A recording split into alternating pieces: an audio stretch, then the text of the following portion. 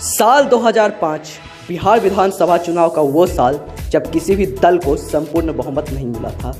ये वो साल था जब विधानसभा चुनाव होते ही कुछ समय बाद ही बिहार में राष्ट्रपति शासन लागू कर दिया गया था।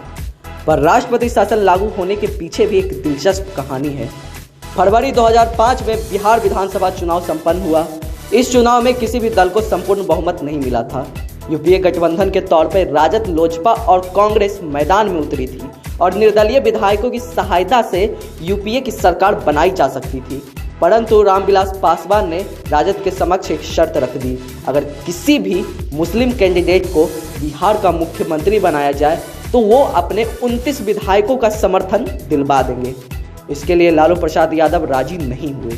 वहीं दूसरी ओर अल्पमत होने के बाद भी भाजपा और जदयू लगातार सरकार बनाने की कोशिश कर रही थी। बिहार में अफरा तफरी का माहौल था। चुनावी सरगर्मी बहुत तेज हो रही थी। इसी सरगर्मी के बीच 10 मार्च को सरकार का कार्यकाल भी खत्म होने वाला था और दूसरी ओर सरकार किसकी बनेगी ये भी फैसला नहीं हो पा रहा था।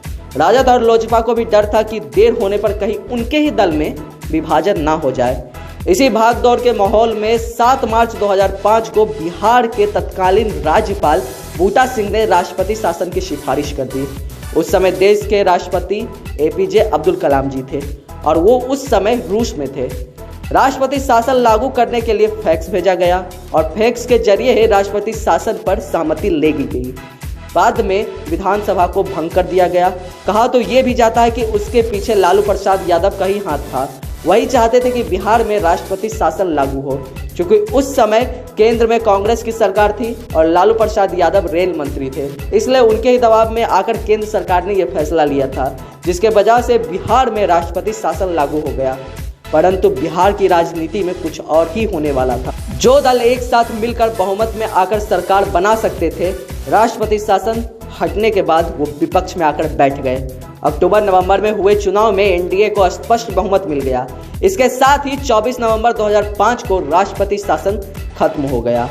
ये राजनीति की पहेली कभी कभी बहुत ही भारी पड़ जाती है, जिसे बड़े बड़े राजनीति के दिग्गज भी समझ नहीं पाते हैं। बाद में लालू प्रसाद यादव ने भी माना कि राष्ट्रपति शासन का सिफारिश करके उन्होंने गलत किया था। ऐसे ही खबरों के लिए जुड़े रहिए हमारे साथ और देखते रहिए दी पीपल वॉइस। धन्यवाद।